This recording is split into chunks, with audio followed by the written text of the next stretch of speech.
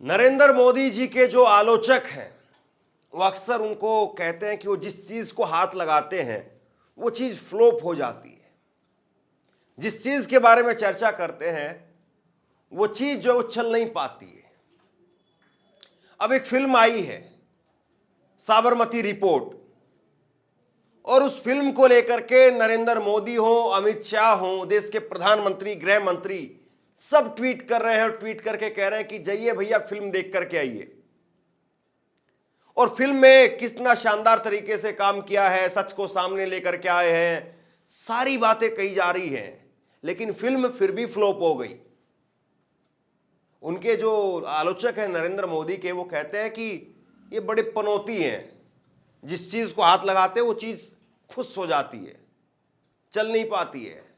और मोदी जी की जो फिल्में हैं, या यूं कहूं कि मोदी जी या उनकी सरकार या उनके जो समर्थक हैं, उन्होंने जिसका समर्थन किया वो फ्लॉप हो गई। एक नहीं दर्जनों फिल्म है ऐसी जिनको सरकार ने टैक्स फ्री किया, वो फ्लॉप हो गई। और ये फिल्म जिसको लेकर के नरेंद्र मोदी विदेश में बैठ करके भी ट्वीट कर रहे हैं और बता रहे हैं कि भाई बहुत शानदार काम इस फिल्म में हुआ है। दरअसल ये पूरी फिल्म जो है वो साबरमती एक्सप्रेस ट्रेन, गोधरा कांड, उसके इर्द गिर्द घूमती है। और अब मोदी और अमित शाह इस बात को बताने में लगे हुए हैं कि देखिए भाई, सच्चाई को दबा करके रखा गया और सच्चाई अब सामने आ रही है। मतलब आप करीब करीब 25 साल तक प्रधानमंत्री और मुख्यमंत्री की कुर्सी पर रह गए और सच्चाई सामने नहीं ला पाए। कमाल की बात है ना। अब 11वीं साल में वो देश के प्रधानमंत्री के पद पर है और अभी तक सच्चाई नहीं सामने आई। या फिर ये है कि एक प्रोपेगेंडा फिल्म बनाई गई मोदी की वाहवाही करने के लिए, झारखंड चुनाव में, महाराष्ट्र चुनाव में इसका लाभ लेने के लिए, और वो फुस साबित हो गई। सवाल ये है, अब बाकी आप सोचिए। और मोदी जी ने इसको लेकर के क्या कहा है, अमित शाह ने इसको लेकर के क्या कहा है, मैं आपको आगे बताता हूं। लेकिन जरा एक लंबी फेहरिस्त है, जिस फिल्म के ऊपर हाथ रखा वो फिल्म का क्या हाल हुआ वो जरा देख लीजिए। बड़ी लंबी फेहरिस्त है। आर्टिकल 370 एक फिल्म आई और वो फिल्म कोई अच्छा बिजनेस नहीं कर पाई, फुस हो गई। द केरला स्टोरी, बड़ा भयंकर जो है बवाल मचाया गया द केरला स्टोरी को लेकर के, फुस हो गई वो फिल्म भी। उसके बाद में कंगना रनौत की एक फिल्म आई तेजस, और वो तेजस कभी जो है वो उड़ी नहीं पाई, वो भी जमीन पर ही जो है वो रह गई। उसके बाद में आप देखें नरेंद्र मोदी की एक बायोपिक आई थी, विवेक ओबराय के नाम, उन्होंने जो उसमें अभिनय करने का काम किया था, वो फिल्म भी फ्लॉप हो गई। उसके बाद में द एक्सीडेंटल प्राइम मिनिस्टर, एक और प्रोपेगेंडा फिल्म थी इसी तरह की, वो भी फ्लॉप हो गई। कश्मीर फाइल्स एक फिल्म आई, उस को जो है चलाने की कोशिश की गई, कुछ हद तक वो चली फिल्म। बाकी तकरीबन जो फिल्में हैं सब flop. Emergency film Kangana Ranaut की, वो इमरजेंसी फिल्म जो है वो आने से पहले ही वो टलने लग गई। अब बताया जा रहा कि जनवरी में आएगी, और आएगी तब उसका क्या हाल होगा आप सब जानते हैं। तो ये मोदी जी को, उनके भक्तों को समझ में नहीं आ रहा है कि भाई आदमी पैसा खर्च करके भी प्रोपेगेंडा देखने क्यों जाएगा। अब सोशल मीडिया पर लोग लिख रहे हैं कि भाई आपके समर्थन से, आपके सपोर्ट से, आपके टैक्स पेयर, आप जो टैक्स फ्री कर दें, उस बात से फिल्म हिट नहीं हो सकती है।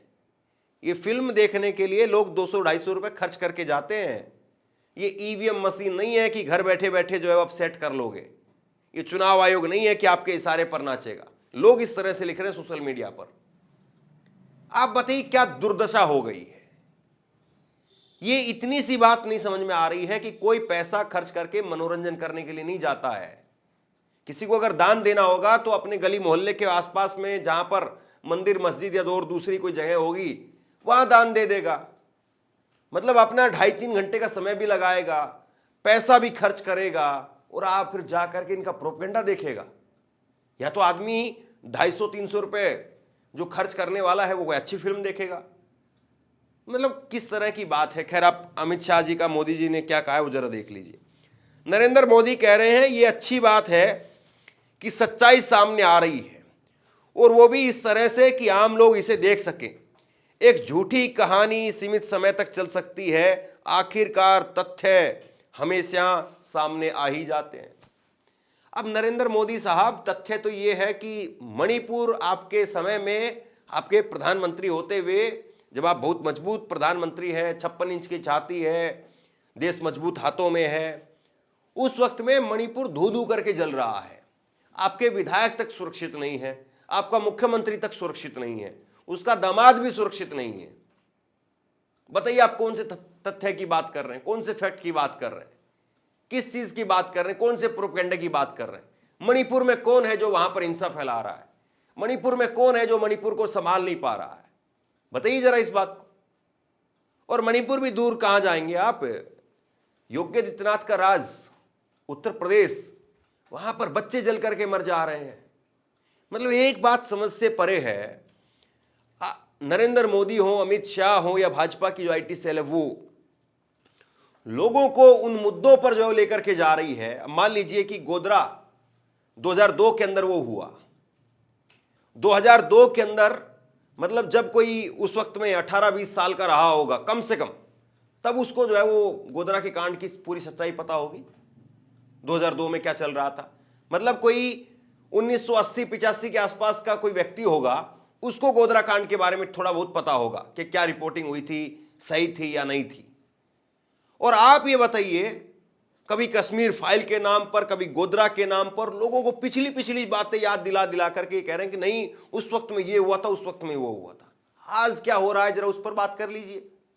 आज मणिपुर जल रहा है, आज उत्तर प्रदेश में महिलाओं पर अपराध में नंबर 1 कैटेगरी में आ जाता है। ये कहां का डबल इंजन है भाई, कहां का सुशासन है भाई? और उसके बाद में फिर कहते नहीं प्रोपेगेंडा किया जा रहा है। आपके राज में क्यों प्रोपेगेंडा हो रहा है? भुखमरी में, महंगाई में, बेरोजगारी में क्यों इंडिया टॉप किया जा रहा है? बताइए आप। रोजगार को लेकर के बात नहीं है। मतलब कश्मीर फाइल के नाम पर कभी बताया जाएगा कि भाई पंडितों के साथ में, हिंदुओं के साथ में तब ये हुआ था। आज क्या हो रहा है? आज लोग क्यों मर रहे हैं?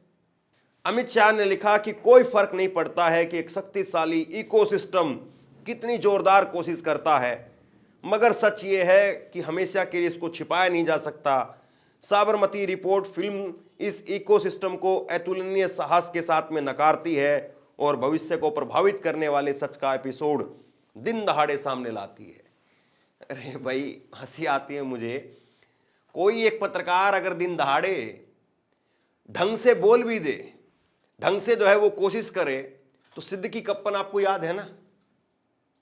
मतलब एक पत्रकार रिपोर्ट करने के लिए जा रहा था और उसकी क्या हालत बना दी, क्या दुर्दशा बना दी, और उसके बाद में उसका परिवार भटकता रहा। साहब आप उस पर फिल्म बना दे? मतलब जो हमारी आंखों के सामने हुआ है, हमने जिसको बिल्कुल करीब से देखा है। ठीक है, हमने 1975 का इमरजेंसी का दौर जो है किताबों में पढ़ा है, बाकी और जो चीजें हैं वो कुछ सुनी सुनाई हैं, कुछ देखी हैं, कुछ धुंधली धुंधली है, कुछ याद है, कुछ नहीं है। लेकिन जो बीत रहा है अभी, आज जो हो रहा है, उस पर हम बात ना करें। 1975 में क्या हुआ, फिर उसके बाद में मोदी जी लेकर के आते एक नया विभिस्का दिवस, वो मनाने के लिए। मतलब 1947 में जब भारत पाकिस्तान अलग अलग हुआ था, उस वक्त में जब मारकाट हुई थी, उसको याद करिए। आज जो हो रहा है हम उस पर बात क्यों नहीं करें? इससे कौन बचा रहा है? और आज तक चैनल ने जो है वो इस फिल्म को लेकर के क्या लिखा है, विक्रांत मैसी की film the Sabarmati reports trailer आने के बाद से ही चर्चा में थी। शुक्रवार को ये फिल्म करीब 600 स्क्रीन पर रिलीज हुई और पहले ही दिन से दमदार शुरुआत मिली। और देखिए कितनी दमदार है, बड़ी ध्यान से देखिए।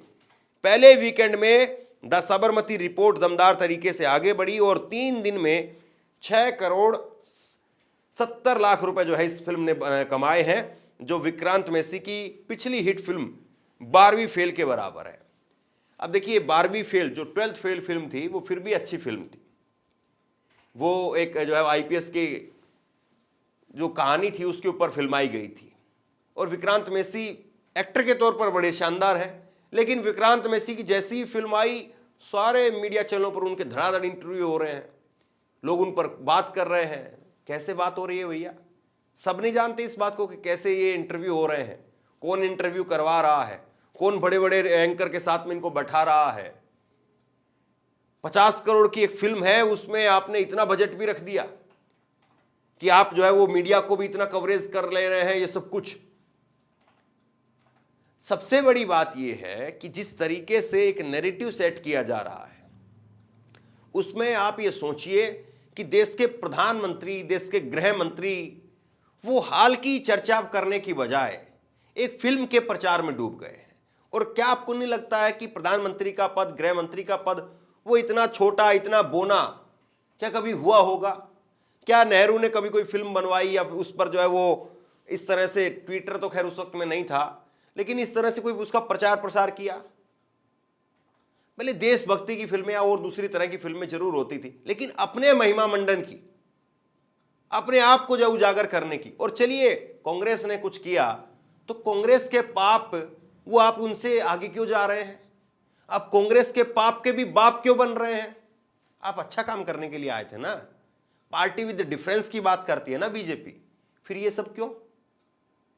पत्रकार विनोद कापड़ी ने लिखा है, कम से कम अपने पद की ही लाज रख लो। नरेंद्र मोदी प्रधानमंत्री का पद है, 2 दिन में 2 करोड़ रुपए कमाने वाली फिल्म का प्रचार में जुट गए, अब इतना ही बाकी रह गया। 2 साल से मणिपुर जल रहा है, वो नहीं दिखा। 48 घंटे पहले 10 बच्चे जल गए, वो नहीं दिखा।